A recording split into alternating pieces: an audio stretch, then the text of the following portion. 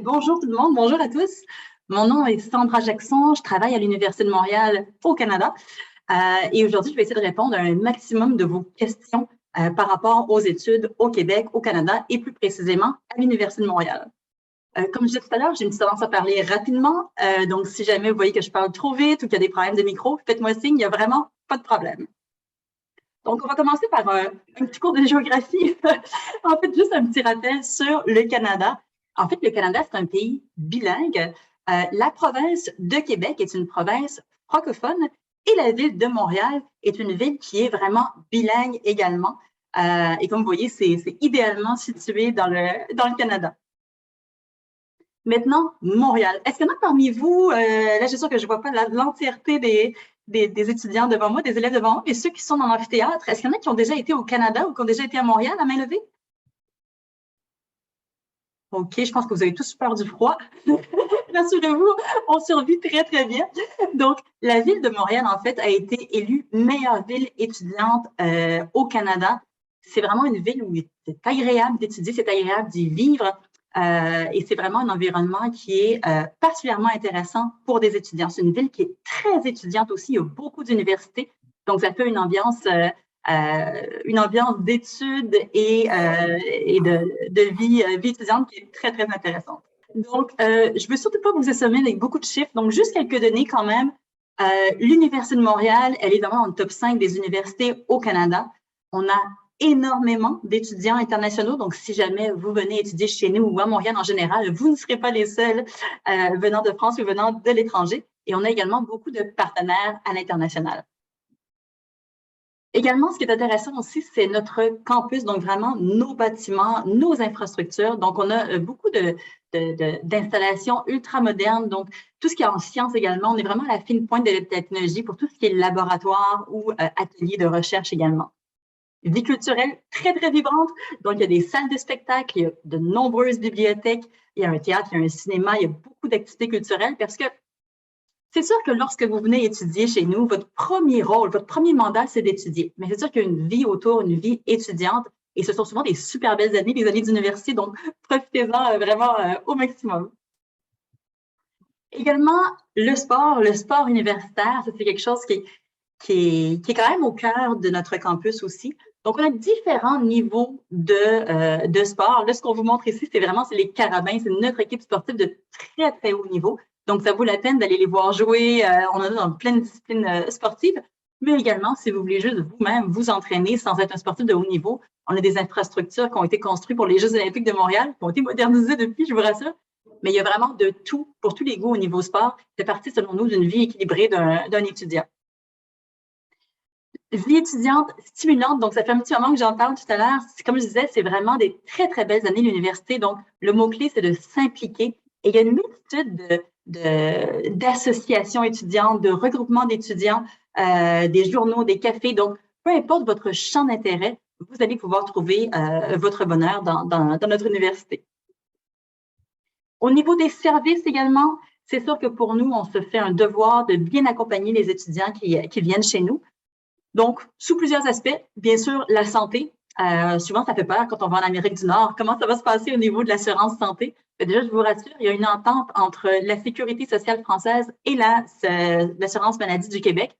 Donc, autrement dit, quand vous arrivez pour étudier chez nous, on prend votre carte vitale et on la transforme en carte soleil qui est la nôtre. Donc, déjà, ça devient beaucoup plus simple au niveau de la santé.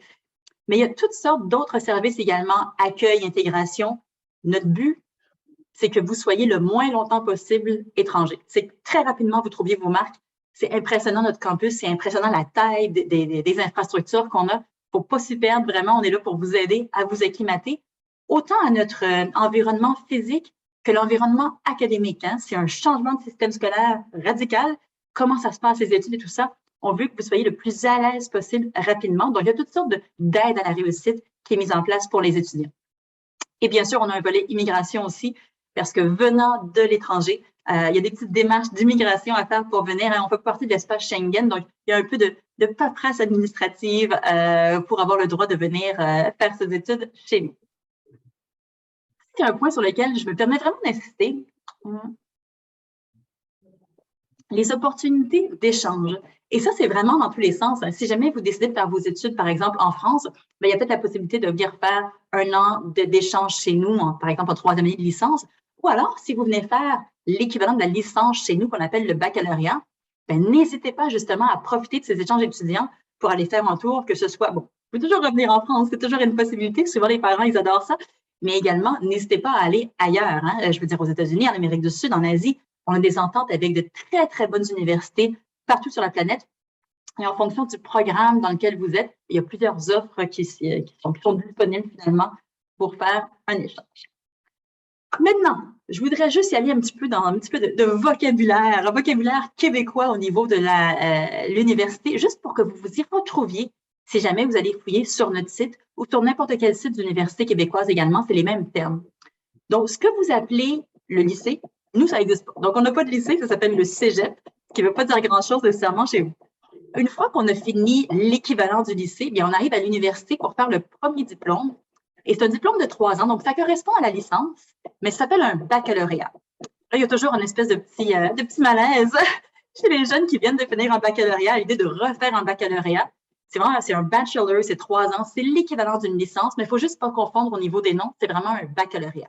Après le baccalauréat, chez nous, c'est vraiment une maîtrise. Donc, le terme master n'existe pas, c'est en anglais pour nous. Donc, chez nous, c'est vraiment une maîtrise de 2 ans. Et après, vous pouvez poursuivre au doctorat. Le meilleur moment pour changer de système scolaire, pour décider de faire un déplacement pour venir faire un diplôme chez nous, c'est vraiment à la fin d'un cycle.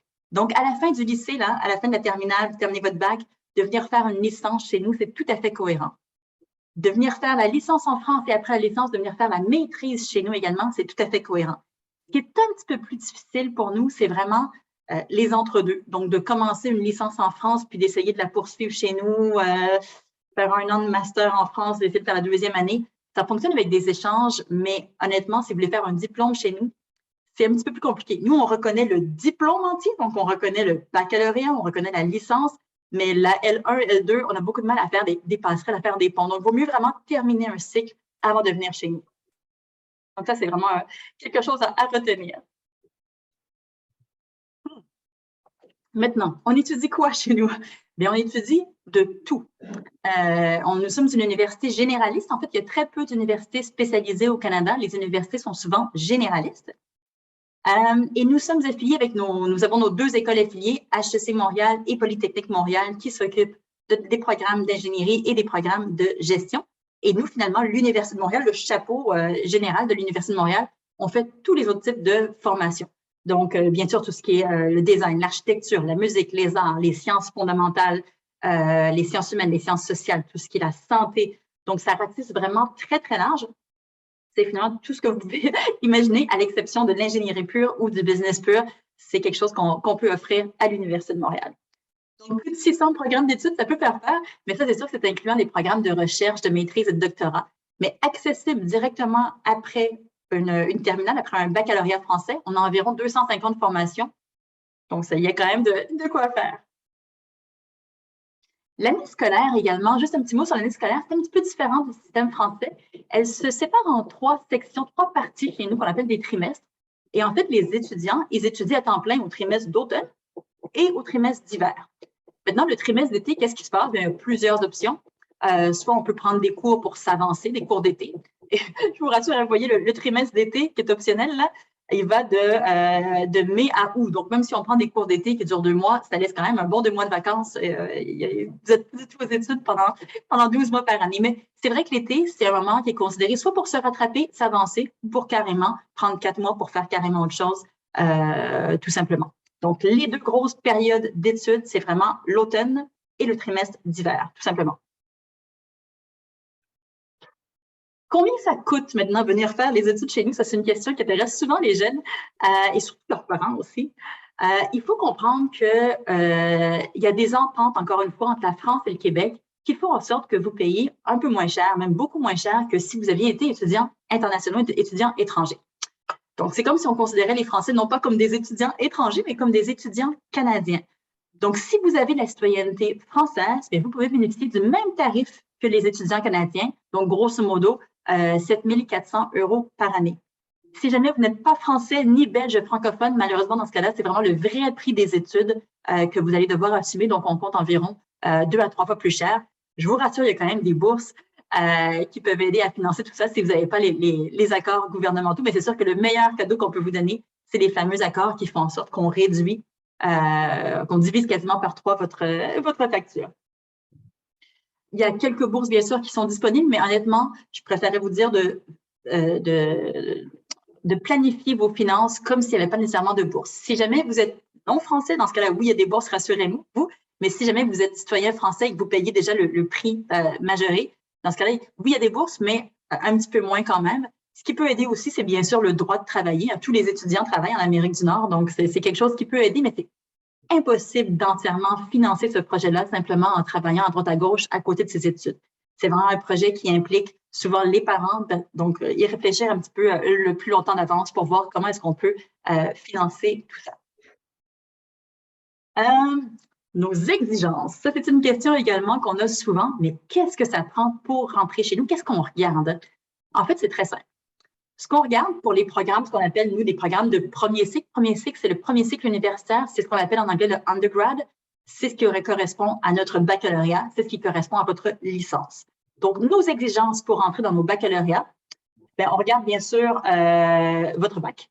C'est évaluation sur dossier. Donc, on veut voir les notes que vous avez eues en première, les notes que vous êtes en train d'avoir présentement en terminale. On va voir le début de la terminale si possible. Et bien sûr, on regarde vos enseignements de spécialité que vous avez choisis. Les enseignements de spécialité, ils ont une importance pour nous si vous voulez faire un programme à connotation scientifique chez nous. Par exemple, c'est sûr que si vous voulez faire le droit, l'histoire, les sciences politiques, peu importe les enseignements de spécialité que vous avez choisis au lycée, ça fonctionne pour nous. On peut plutôt regarder uniquement la note que vous aviez en première et que vous avez également en début de terminale. Par contre, c'est sûr que si vous voulez rentrer en biochimie, on va vouloir s'assurer que vous avez pris les bons enseignements de spécialité. Et dans certains cas, si jamais vous n'avez pas pris exactement ce qu'on veut, souvent on peut s'accommoder et finalement vous donner en cours de programme à l'Université de Montréal, on peut vous donner les notions manquantes que vous n'auriez peut-être pas eues parce que vous avez abandonné peut-être une spécialité dont on aurait eu besoin pour un programme X, Y, Z. Maintenant, comment est-ce qu'on fait pour s'y retrouver dans tout ça? On a fait un petit outil parce qu'on est conscient que c'est compliqué, justement, comme on a beaucoup de formations, chaque formation a ses exigences particulières. Il y a un petit outil qui s'appelle Bac à Bac. Si vous le googlez, Bac à Bac, Université de Montréal, vous allez tomber dessus. Et là, on vous demande ce que vous voulez faire chez nous, ce que vous avez choisi en première, ce que vous avez choisi en terminale, les options. Et là, on peut vous indiquer si oui ou non, ça fonctionne au niveau de votre cursus scolaire. Donc, oui, ce que vous avez pris, ça fonctionne au niveau des enseignements de spécialité ou ça fonctionne, mais on va devoir vous rajouter un petit cours, des petites notions manquantes, ou alors, malheureusement, non, ça ne fonctionne pas. Et on va vous demander, dans ce cas-là, de faire une année de complément chez nous avant de pouvoir entrer dans le programme qui vous intéresse. Donc, c'est sûr que s'ajoute à ça des seuils différents, c'est-à-dire pour certains programmes, si vous avez en général 10 sur 20, c'est bon. Pour d'autres, ça prend 11, 12, 13, 14, 15. C'est très, très variable. En général, on exige des notes beaucoup plus élevées pour les sciences de la santé. Le droit, l'architecture et les sciences humaines, sciences sociales sont un petit peu moins exigeantes au niveau de la note demandée. Souvent, on nous indique, oui, mais comment est-ce que je fais pour valider mon année ou m'assurer que ça fonctionne? Chez nous, on est en évaluation de dossier, c'est-à-dire que si on vous admet, c'est parce que vous avez la capacité pour terminer le programme. Il faut juste maintenant donner une prestation de travail régulière et continue. Puis, il n'y a pas de surprise en cours de route. Là. Maintenant, concrètement, comment ça se passe si jamais vous voulez faire une demande d'admission chez nous, si jamais vous êtes en terminale et vous dites oui, moi, s'il y a quelque chose qui m'intéresse pour l'année prochaine, première des choses, déjà trouver ce que vous voulez faire chez nous. Comme je vous dis, on a beaucoup de programmes et des fois, il y a des programmes qui sont cousins. Hein? Si jamais vous aimez les sciences politiques, regardez les sciences politiques, mais regardez également études internationales. Regardez peut-être communication politique, c'est un programme bidisciplinaire. Peut-être que c'est des programmes qui pourraient vous intéresser. Donc, vous allez voir sur notre site, il y a plusieurs programmes qui sont liés. Donc, n'hésitez pas à regarder justement les programmes qui sont un peu cousins, comme on appelle, criminologie, c'est cousin avec sécurité. Est-ce qu'il y aurait d'autres programmes qui pourraient vous intéresser dans ce cadre-là aussi? Parce que lorsque vous faites une demande d'admission, vous avez le droit de mettre jusqu'à 3 choix. C'est le même prix. Hein? Donc, vous mettez un choix, 2 choix, 3 choix. Et nous, on étudie l'ensemble des choix pour après ça vous indiquer si ça nous convient, si on vous accepte et si oui, dans quel programme est-ce qu'on vous accepte. Donc, vous regardez les programmes qui vous intéressent. Vous avez ensuite simplement à remplir un formulaire. Le formulaire se trouve sur notre site web. On n'est pas du tout sur Parcoursup. C'est un formulaire assez standard que vous remplissez. Parallèlement à ça, vous nous envoyez de manière numérique vos résultats scolaires. Donc, on veut voir, bien sûr, les résultats de première. Et ce qui nous intéresse aussi beaucoup, c'est le relevé de notes que vous obtenez en fin de première dans lequel on voit les enseignements de spécialité. Donc, vous nous envoyez ça, plus le premier trimestre ou le premier semestre de la terminale. Attention, la date butoir est très importante. Chez nous, il faut faire une demande d'admission avant le 1er février. Donc, c'est assez tôt quand même comparativement à d'autres systèmes scolaires. La raison pour laquelle c'est si tôt, c'est que nous, ça nous permet d'évaluer un petit peu votre dossier, de vous donner une réponse, savoir si on vous admet ou non.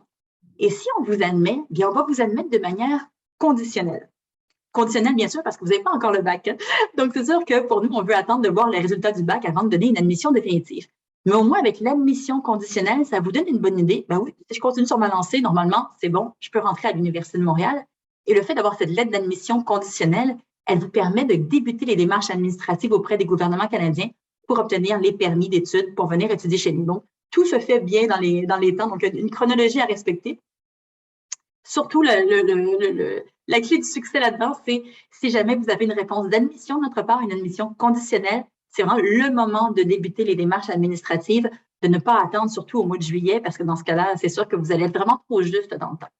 Et bien sûr, dernière étape, résultats finaux. Lorsque vous avez votre baccalauréat, très important de nous l'envoyer également pour qu'on puisse confirmer votre admission, pour qu'on puisse vraiment transformer l'admission conditionnelle en admission réelle, tout simplement. Comme je disais tout à l'heure, pour nous, on se fait un devoir d'accompagner les étudiants qui débarquent chez nous. Donc, quand vous arrivez, vous êtes vraiment accompagnés, mais même avant. Donc, dès que vous déposez une demande d'admission ou même si vous pensez à déposer une demande d'admission, il y a toute une équipe de commis et d'ambassadeurs qui sont là pour vous aider. Il y a des outils en ligne également, exploration, orientation, et il y a de nombreux événements en ligne également. En fait, vous voyez un petit peu nos événements. Donc, cet automne, on est quand même beaucoup présent en France. Mais c'est sûr que, par exemple, nos portes ouvertes, ben, ça peut être intéressant, mais j'imagine que vous ne viendrez pas à Montréal nécessairement pour voir des portes ouvertes d'université. Donc, il y a tout un volet qui se fait quand même encore en ligne. Donc, ça vaut vraiment la peine de regarder un petit peu les événements parce que c'est quand même tout un choix de traverser l'Atlantique pour changer de système scolaire, changer d'université. Plus vous allez vous renseigner sur les programmes, les conditions de mission, mais également la vie d'étudiants là-bas, plus ça va vous donner une idée claire et plus vous allez avoir une certitude ou non à savoir si c'est fait pour vous, ce type de projet. Et un bon moyen pour essayer d'extrapoler un petit peu tout ça, c'est vraiment les réseaux sociaux. Donc, on a un Facebook, on a un Instagram, on a un TikTok. Tout ça, c'est géré et fait par des étudiants, de nombreux étudiants internationaux également. Donc, ça vous permet un petit peu de voir le campus à travers des yeux d'étudiants qui étaient à votre place il n'y a pas si longtemps que ça avant. Donc, ça peut donner un petit peu de couleur finalement au projet, un petit peu de réalisme, tout simplement. Donc, voilà, moi, j'ai fini ma présentation. Mais si jamais il y a des questions, commentaires, plaintes, n'hésitez pas. Je crois que vous avez peut-être un micro à vous passer ou autre. Donc, peu importe la question, si jamais je n'ai pas la réponse, je vous le dirai tout simplement. On a entendu une scolarisation de l'ordre de 7 400 € et tu es passé un peu vite en disant de toutes les façons il y a des aides. Mais concrètement, par rapport à ces 7 400 € d'inscription, quelle est je dirais, l'aide la plus importante ou à quelle hauteur ces 7 400 € peuvent être compensés? D'accord.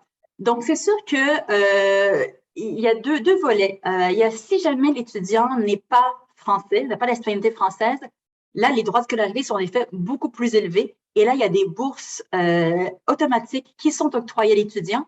Et la grosseur de la bourse varie en fonction du dossier académique. Autrement dit, plus l'étudiant a des meilleures notes, plus la bourse est conséquente. Et ça, c'est vraiment pour les étudiants qui ne sont pas français, donc qui ne bénéficient pas de l'accord gouvernemental. Si jamais l'étudiant est citoyen français, donc c'est sûr que là, il bénéficie d'un des plus gros cadeaux qu'on pourrait lui donner, une réduction divisée par 3 finalement des droits de scolarité. Donc, les bourses automatiques et les bourses liées au dossier académique, les bourses d'admission qu'on appelle, ne sont pas prévues pour les étudiants qui bénéficient déjà de ce gros rabais gouvernemental. Il y a quand même d'autres bourses qui peuvent venir, mais c'est vraiment pas comme le système français où, tiens, on est boursier tout simplement.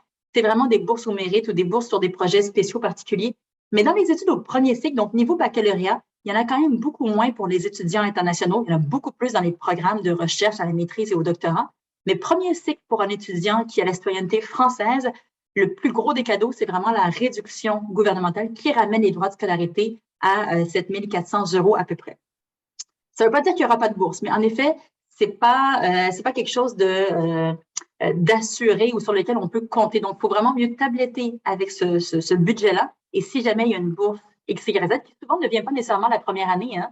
Donc, comme je vous dis, c'est pas vraiment un statut de boursier, ça peut être de l'argent qui peut tomber à droite, à gauche, mais il vaut mieux ne pas en tenir compte quand on budgète son projet. Par contre, ce qu'on peut tenir compte, c'est la possibilité de travailler. Et comme je disais souvent, c'est pas anecdotique de travailler. Tous les étudiants d'Amérique du Nord travaillent. Mon conseil, ça serait durant la première session, premier trimestre, ne travaillez pas, essayez d'appréhender, de comprendre un peu notre système scolaire. Mais dès la deuxième session, dès le deuxième trimestre, n'hésitez pas à travailler. Là, ça peut vraiment aider au niveau des dépenses à droite à gauche. Par contre, comme je disais, c'est impossible de tout budgéter avec juste le fait de travailler tout simplement durant les week-ends ou les soirs. Alors, j'ai une autre question. Tu parles de sciences de la santé. Quel débouché après? En fait, au niveau des sciences de la santé, on a littéralement tous les programmes à peu près. Donc, on a plusieurs programmes qui mènent à des professions libérales en santé. Par contre, petit bémol sur certaines formations chez nous en santé, certaines formations de santé ne sont réservées qu'aux Canadiens ou aux résidents permanents, donc les immigrants reçus au Canada. Je pense par exemple médecine dentaire, médecine vétérinaire, optométrie, pharmacie. Ce sont des programmes pour lesquels il faut être Canadien. Le programme de médecine, idéalement, il faut être Canadien et résident du Québec. Par contre, c'est vrai qu'on a 1 à 2 places qui sont attribuables à des étudiants qui ont des dossiers exceptionnels pour médecine. Donc, on se réserve le droit d'accepter un étudiant qui serait vraiment hors norme pour médecine. Mais c'est des programmes qui sont très difficiles d'accès, déjà même pour nos Québécois. Comme je vous dis, on fait une sélection très, très sévère à l'entrée. Donc, le plus gros problème pour être admis dans ces programmes-là, c'est pas le fait que vous soyez étranger, c'est vraiment le fait que on a énormément de demandes pour très peu de places. Par contre, il y a beaucoup d'autres programmes en sciences de la santé qui sont ouverts aux étudiants internationaux. Bon, toutes les sciences de la santé et sciences de la vie, donc les biologies, biochimie, médecine moléculaire, bioinformatique, nutrition, sciences infirmières, donc kinésiologie, tout ça, ce sont des programmes qui sont ouverts aux étudiants internationaux. Et chacun des programmes a un petit peu son propre débouché. Il y a des programmes qui sont beaucoup plus des programmes de recherche. Quand on décide de faire de biochimie, médecine moléculaire, bien, on devient biochimiste. C'est sûr que souvent, on démarre dans un parcours d'études un peu plus long parce qu'on devient souvent chercheur, on fait de la recherche, alors qu'il y a des programmes un peu plus professionnalisants comme nutrition, mais on devient nutritionniste et on peut s'arrêter un peu avant. Donc, ça dépend vraiment du programme qui vous intéresse dans les sciences de la santé. Sandra, j'ai 3 questions du lycée Jean-Guillard 2009. Oui. La première question. Tous les cours sont en français ou un peu d'anglais? Les cours sont en français parce que nous sommes une université francophone, ce qui veut dire qu'il n'y a pas de test d'anglais d'admission. Donc, on ne vous demandera pas le TOEFL ou le TOEIC. Vraiment, vous provenez d'un système scolaire français, on est une université francophone, donc pas de souci de ce côté-là. Par contre, c'est sûr que les professeurs, à moins que vous soyez en littérature française, là, ou ce genre de programme-là, c'est sûr que les professeurs vont vous donner les meilleurs articles à lire, les plus pertinents pour la matière, peu importe la langue. Quand je dis peu importe la langue, rassurez-vous, ça reste en français ou en anglais. Mais c'est évident que vous allez avoir des choses à lire en anglais, que ce soit en sciences fondamentales, en informatique, en biochimie et même en sciences humaines et sociales. Le professeur va vous donner des articles ou des documents à lire qui vont être en anglais. Donc, il faut assurément maîtriser la langue anglaise, ne serait-ce qu'au niveau de la lecture. Ce que je conseille beaucoup aux gens, si vous voulez régler le problème ou la situation d'anglais, si vous êtes déjà bilingue, fantastique, il n'y a pas de souci, mais si vous voulez améliorer votre anglais, vous pouvez vraiment profiter de votre séjour à l'Université de Montréal pour l'améliorer. Comme je disais tout à l'heure, Montréal, c'est une ville bilingue. Il y a même plus d'anglophones que de francophones. Je pense qu'ils sont rendus à 58% d'anglophones par rapport aux francophones. Donc, des anglophones, il y en a à Montréal. Donc, il y a moyen de rajouter, de baigner un petit peu dans un contexte anglophone à Montréal. Donc, on peut aller habiter dans un quartier plus anglophone. La ville de Montréal est séparée en deux. Il y a un quartier plus francophone puis un quartier plus anglophone. Et l'Université de Montréal est à cheval sur les deux. Et rien ne vous empêche d'aller habiter avec des colocs du côté anglophone, de vous trouver un petit boulot dans un contexte anglophone. Rien ne vous empêche non plus de faire ce qu'on appelle des échanges de cours. Autrement dit, dans une session, dans un trimestre, on a normalement 5 matières. ben, rien ne vous empêche de suivre une des matières dans une des universités anglophones chez nous. Ça vous permet de connaître le jargon un petit peu de votre matière en anglais.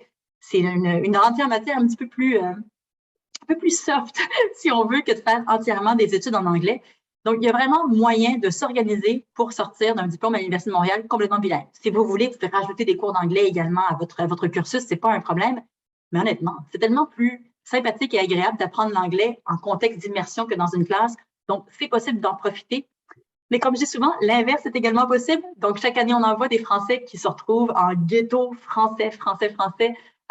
On arrive, on débarque, on connaît personne, on trouve 2-3 autres Français, on va habiter dans le quartier français et là, on passe complètement à côté de la richesse bilingue que peut offrir Montréal. Donc, il faut juste un petit peu se faire violence, se forcer à s'exposer un petit peu au côté anglophone de Montréal, mais il y a moyen de devenir bilingue tout en douceur.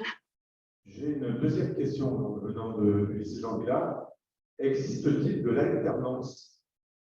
Oui, il existe de l'alternance, pas dans tous les programmes. Donc, il y a quelques programmes où on l'offre. Il y a plusieurs programmes où c'est possible de faire un stage ou deux. Donc, mais ça, c'est pas vraiment l'alternance. C'est vraiment juste un très gros stage qui peut durer une session entière, donc un 4 mois. Mais sinon, il y a des programmes comme informatique, c'est un programme qui l'offre. Donc, les 2 premières sessions sont vraiment en classe et après, c'est une session d'études, une session d'emploi, une session d'études, une session, enfin, je dis emploi, c'est stage. C'est sûr qu'en informatique, c'est souvent des stages rémunérés aussi.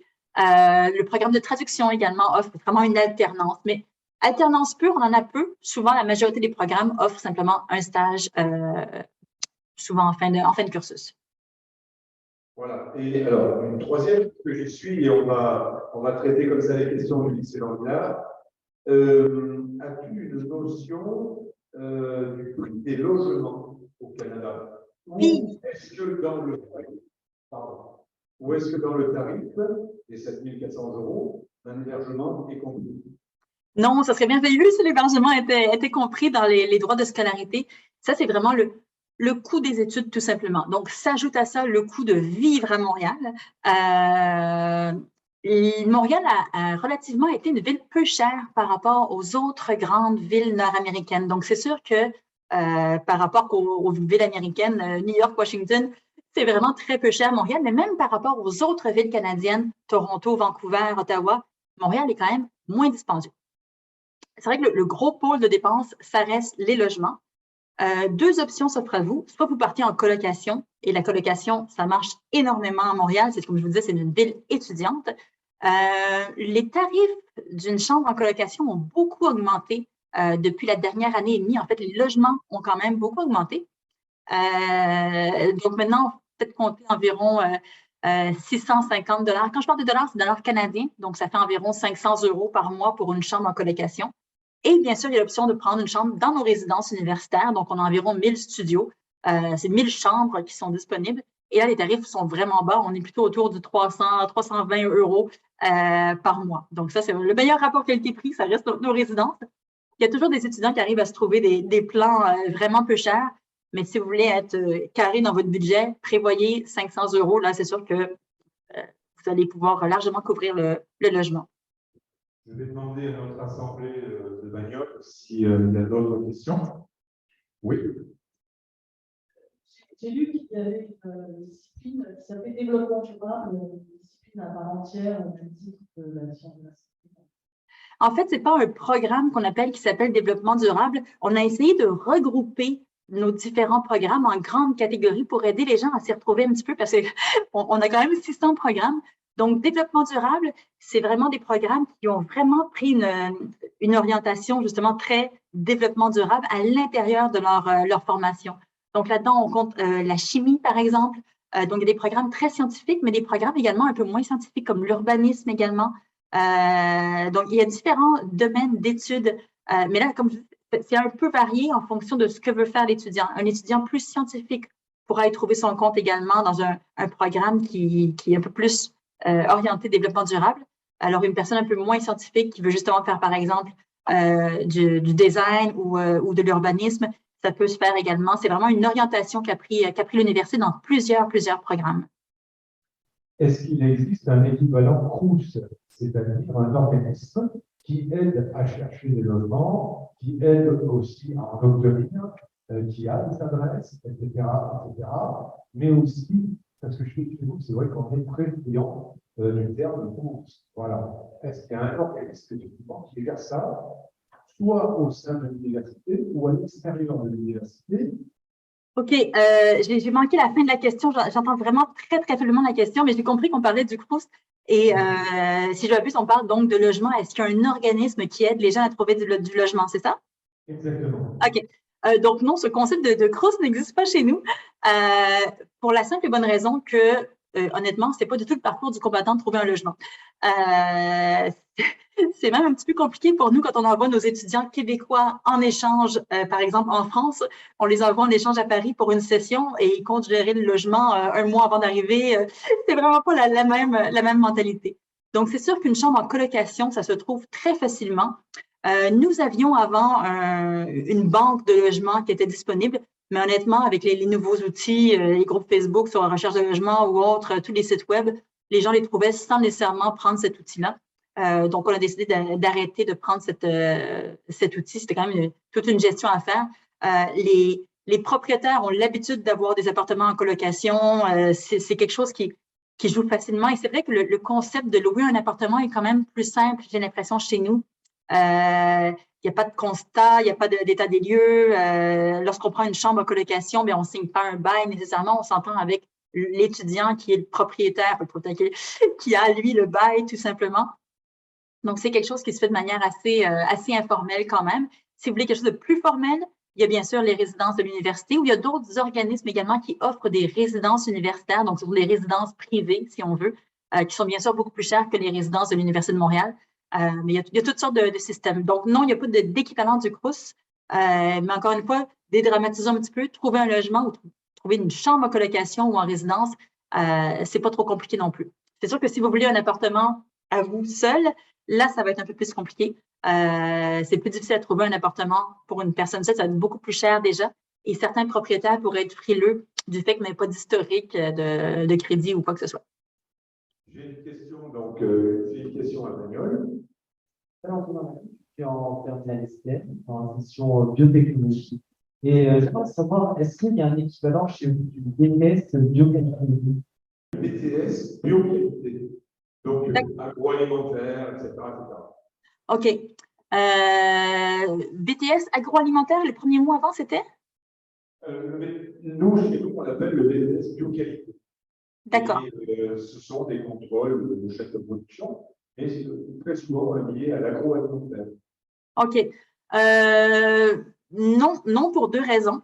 Tout ce qui serait justement agroalimentaire, ce serait plus ingénierie chez nous. Donc, ça serait peut-être plus polytechnique ou une autre école d'ingénierie. Donc, il y a ça, c'est pas un domaine qu'on offre du tout, nous, l'agroalimentaire. Et il y a également l'autre, pas un souci, mais l'autre fait, le BTS, c'est un petit peu comme le DUT. Malheureusement, ça ne correspond à rien pour nous. Ça, c'est vraiment le charme du changement de système scolaire. Vous tombez exactement entre deux chaises.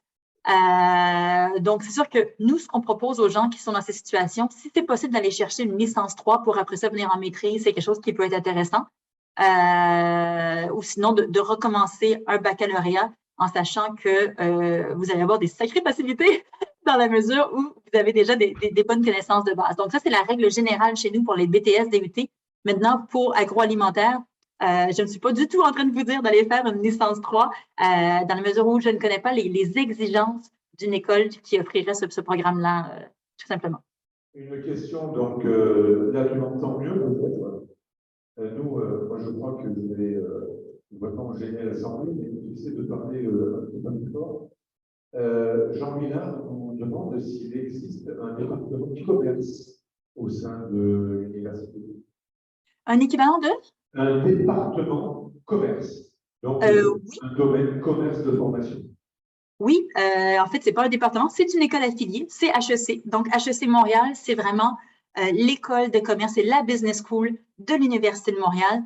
Donc, si jamais vous voulez du marketing, de la comptabilité ou autre, pour l'Université de Montréal, c'est vraiment HEC qui est l'école de commerce. Donc, tout ce qui est vraiment commerce ou gestion pure, on ne l'offre pas. Les programmes en gestion qu'on offre chez nous, c'est par exemple la gestion liée au domaine de l'éducation, dans la mesure où on a une très, très grosse offre de formation en enseignement et éducation, donc la gestion du système éducatif, ça c'est quelque chose qui se fait chez nous. Même chose pour la gestion des systèmes de santé, dans la mesure où on offre tous les programmes en santé, on offre également la gestion des systèmes de santé. Mais on n'est pas du tout dans la gestion d'une entreprise ou d'une start-up ou de la gestion commerciale, ça c'est vraiment plus HEC pour nous. Tu as déjà répondu à cette question, mais Jean-Villard nous a rejoint un quart d'heure après. Malheureusement, ils avaient des problèmes techniques. Et la question, qui contactait directement pour les démarches d'inscription? Oui, en fait, pour les démarches d'inscription, c'est simplement aller sur le site de l'Université de Montréal. Et attention, là, c'est vraiment Université de Montréal. Donc, on peut juste retenir le terme université et le nom de la ville parce qu'il y a plusieurs universités qui ont des noms un petit peu similaires. Et là, vous allez sur le programme qui vous intéresse. Vous cherchez, il y a une fenêtre. Quand vous arrivez sur le site, il y a une fenêtre qui vous permet justement de mettre des mots-clés pour voir les programmes qui sont dans des domaines qui vous intéressent. Une fois que vous avez trouvé le programme qui vous intéresse, vous cliquez sur « Faire une demande d'admission » et là, vous arrivez sur un formulaire. Quand vous êtes sur le formulaire de demande d'admission, vous allez voir la première chose qu'on vous demande, c'est de vous créer un compte. L'avantage de ça, c'est que vous n'êtes pas obligé de remplir la demande d'admission d'un coup. Donc, c'est pas très long à remplir, mais des fois, c'est un petit peu fastidieux également. Donc, comme ça, vous pouvez la remplir un petit peu tranquillement. Et vous pouvez également rajouter des programmes par la suite. Si vous dites, hey, moi, je veux absolument faire, je ne sais pas, un programme en cinéma, ben, avant de faire OK, envoyer, réfléchissez un petit peu, tiens, est-ce que l'écriture du scénario pourrait vous intéresser aussi? Ou si vous adorez la biochimie, ben, regardez tous les programmes qu'on a autour aussi. Donc, ça peut vous permettre justement de mettre jusqu'à 3 choix. Et par la suite, vous nous envoyez les documents. Une demande d'admission, c'est payant, c'est environ 100 $, donc on parle d'environ 80 € tout simplement. Et rien ne vous empêche de faire des demandes d'admission dans plusieurs universités. Hein. On n'est pas comme dans un Parcoursup où il y a un nombre de vœux limité. Vous faites des demandes un petit peu où vous voulez, tout simplement. Des fois, ça peut maximiser les chances de pouvoir réaliser votre projet d'études. J'ai une autre question, hein, comme ça, j'ai beaucoup de questions. Je vais la prendre en recto verso, c'est-à-dire, tout à l'heure, tu as parlé de la sélection par rapport au diplôme français. Et là, la grande question, j'ai obtenu mon master ou mon doctorat à l'Université de Montréal. Qu'est-ce que ça vaut en France et en Europe? Très bonne question. Et ça, c'est une question qu'il faut vraiment se poser dès le départ. Qu'est-ce qui va se passer? C'est quoi mon plan de match? Et honnêtement, peu importe le plan de match. À 18 ans, le plan de match peut encore changer. Donc, l'important, comme on dit, c'est pas de se peinturer dans le coin du mur, comme on dit chez nous. Donc, que valent les diplômes de l'Université de Montréal? Bien, ce sont des très, très bons diplômes qui ont un très bon niveau de reconnaissance à l'international. Donc, autant en France, en Europe, mais aux États-Unis également. Donc, dès qu'on parle des sciences humaines, sciences sociales, sciences pures, sciences fondamentales, c'est vraiment excessivement bien reconnu. Donc, c'est pour ça que le jeu des changements de système scolaire peut très bien se faire, de commencer une licence chez nous, de poursuivre un master en France, de revenir pour un doctorat, de faire un doctorat en co-tutelle. Donc, toutes les permutations sont possibles. Maintenant, pour les programmes qui mènent à une profession gérée par un ordre professionnel, il y a des accords qui ont été signés entre le gouvernement de la France et le gouvernement du Québec pour permettre une meilleure mobilité des nouveaux diplômés. Par exemple, un architecte qui est formé chez nous, quand il retourne en France avec son diplôme d'architecte de l'Université de Montréal, bon, il n'a pas le droit de travailler demain matin. Par contre, l'Ordre des architectes français est au courant du diplôme de l'Université de Montréal, l'a déjà évalué, le reconnaît comme étant un très, très bon niveau.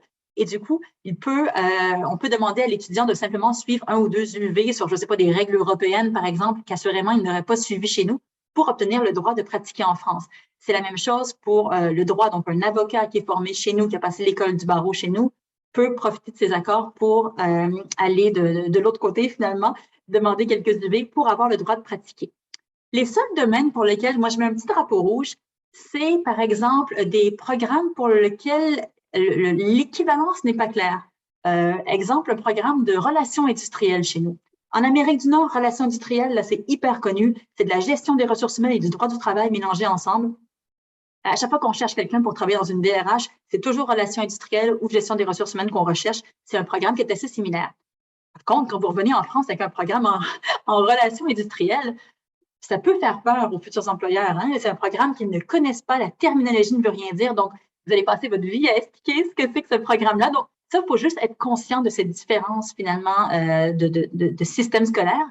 L'autre petit bémol également, c'est par exemple enseignement. Quand je dis enseignement, c'est professeur des écoles.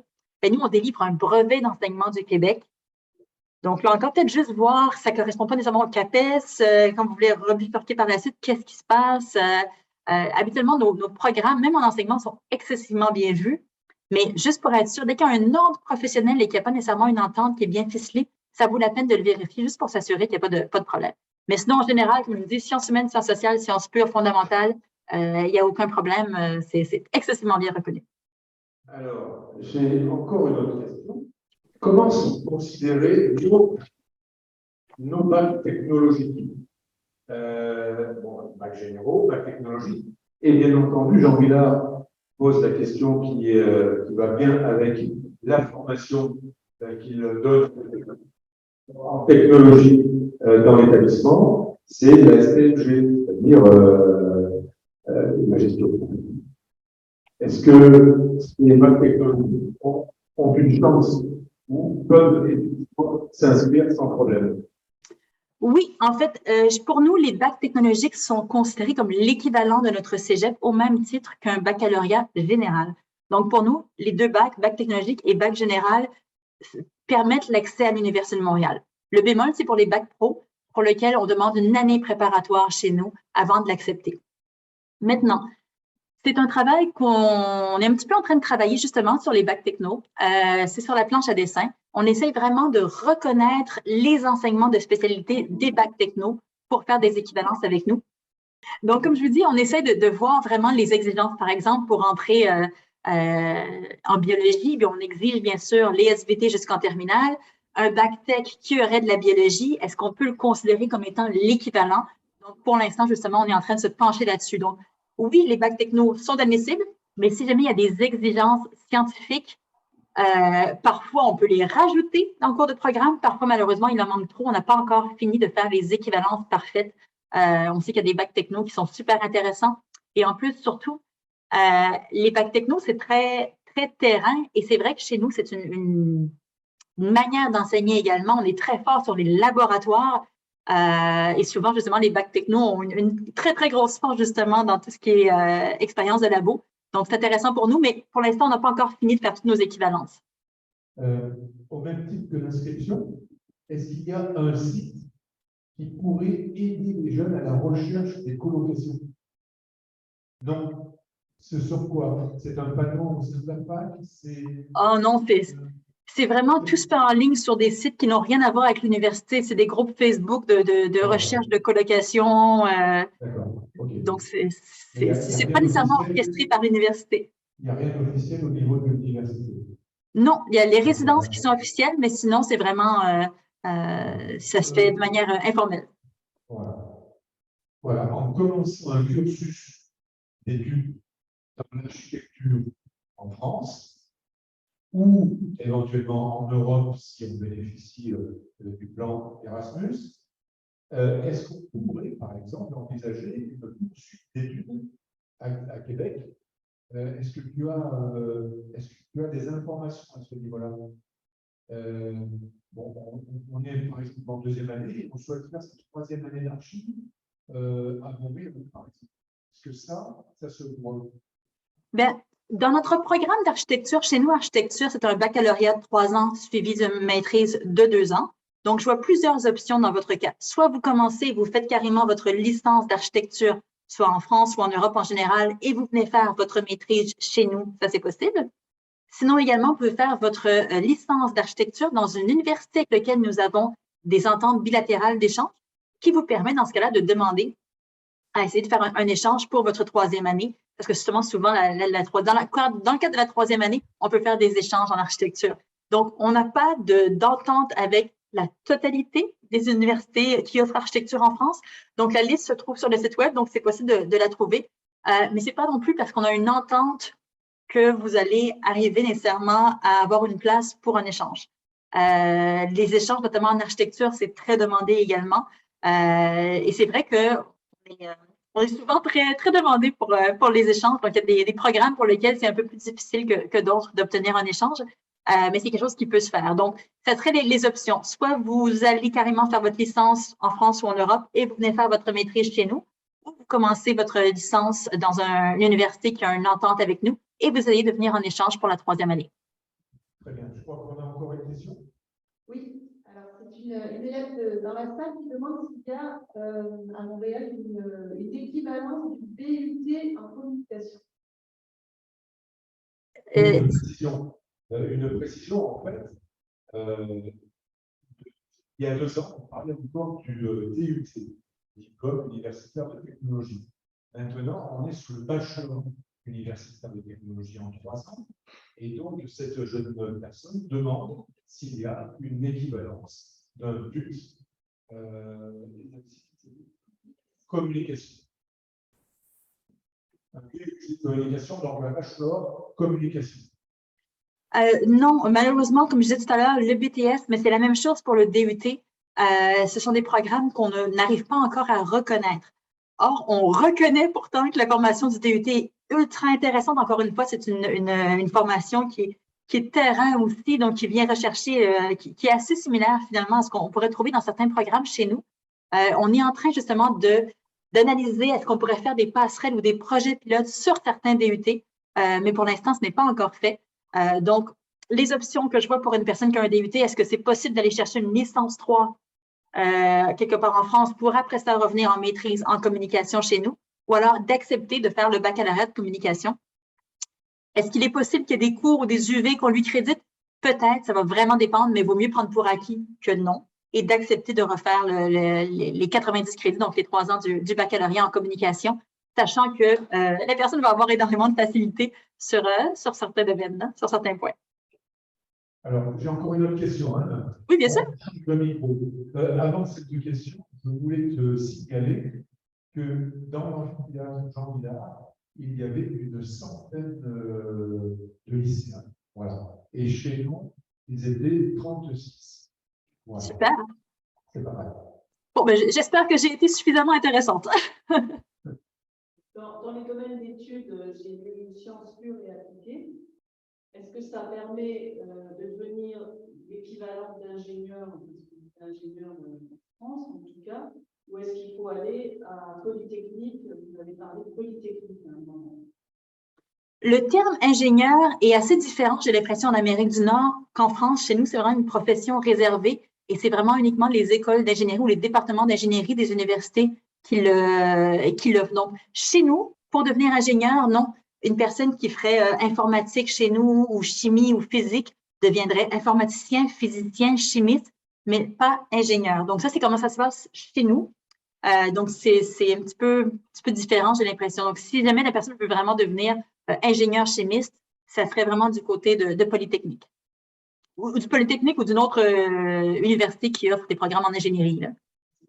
Oula, alors tu as des lycéens courtois, très courtois à Jean-Villard, parce qu'ils te remercient pour cette prestation. Merci beaucoup. Je vois qu'il y a une autre question. Et attention, alors, je ne vais surtout pas engager la balance, et elle va se mettre au milieu. L'amphithéâtre de Bagnoles te remercie également. Voilà. Donc, nous n'avons plus de questions. Voilà. Alors, donc, Sandra, je voulais te présenter, avant de terminer l'enregistrement, je voulais te présenter donc l'équipe du CIO. Voilà. Bonjour, bonjour. Voilà. Donc, on a notre directrice de CIO. Et on a également 5 psychologues de l'éducation nationale qui ont suivi avec attention, passion et sourire également cette intervention. Bonjour. Notre système scolaire est tellement différent. Des fois, c'est pas évident hein, d'essayer de faire des ponts, de comprendre la différence entre les deux. Là. Mais c'était ça aussi. L'idée, c'était d'appréhender un système éducatif différent. Voilà. Donc, je crois qu'on était en plein dedans. C'est exactement ça. Écoutez, ce qu'il faut retenir aussi, si je peux juste vous dire, honnêtement, avec le Canada ou avec le Québec, il n'y a pas non plus de mauvais choix. C'est sûr qu'au niveau des classements, nous, on est très bien cotés, donc on adore montrer nos classements. Mais c'est pas que, par exemple, comme aux États-Unis, où parfois il peut y avoir des écoles ou des universités un peu plus problématiques. C'est vrai que chez nous, les universités sont toutes publiques, toutes payantes, malheureusement. Bienvenue en Amérique du Nord, mais sont vraiment de très, très bonne qualité. Puis comme je vous dis, nous, on est parmi les meilleurs cotés, les meilleurs classés, donc on n'a pas honte de nos classements aussi, mais il n'y a pas de mauvais choix non plus. Alors maintenant, pour ne pas les effrayer, comme ils sont à peu près tous partis ici et à peu près tous partis à journée-là, je voulais quand même dire un chiffre qui m'a moins impressionné, c'est le nombre d'étudiants à l'Université de Montréal. Et tu me disais, quand on a fait nos tests de communication, que c'était de l'ordre de 50 à 60 000 étudiants par an. Oui, c'est sûr que si on compte nos deux écoles affiliées, HEC Montréal et Polytechnique Montréal, c'est une ville, littéralement.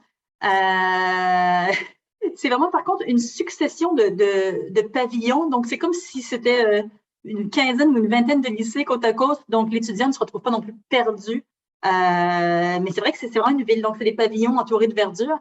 Si vous connaissez Montréal, ben, vous voyez le Mont-Royal, qui est la montagne au milieu de la ville. Ben, on est sur le Mont-Royal. Donc, on est vraiment entouré de verdure, mais au centre de la ville. L'avantage d'être une grosse université, c'est qu'on a des gros services. Donc, on a notre système de santé juste pour nos étudiants, les médecins, les conseillers en orientation. Ça, là, c'est tellement pas évident pour les jeunes de faire un choix, le stress qu'ils ont de faire un choix. Et c'est vrai que notre système scolaire est assez flexible. Si jamais l'étudiant se rend compte qu'il n'est pas dans le bon programme, mais on a également, nous aussi, une équipe de conseillers en orientation qui peut aider l'étudiant à rebifurquer, voir vraiment dans quel autre programme il serait plus adapté pour lui. Souvent, on peut retransférer des crédits, donc ce n'est pas non plus une année qui a été perdue. C'est sûr qu'une personne qui passerait de biochimie à musique, on aurait du mal à faire des passerelles, mais c'est vrai que souvent, on peut jouer un petit peu là, quand les gens prennent des programmes un peu cousins, de se rendre compte qu'on n'est pas dans le bon programme. C'est tout à fait correct de changer aussi, mais on a toute une équipe pédagogique également derrière pour aider nos étudiants. Là. Donc, des gros services.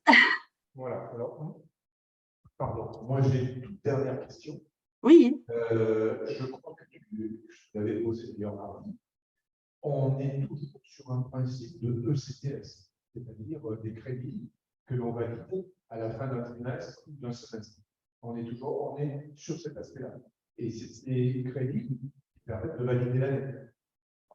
Ah oui, non, je crois effectivement, je dis une bêtise, je crois que tu parlais de contrôle continu. Oui, attendez, je vais juste vous montrer quelque chose.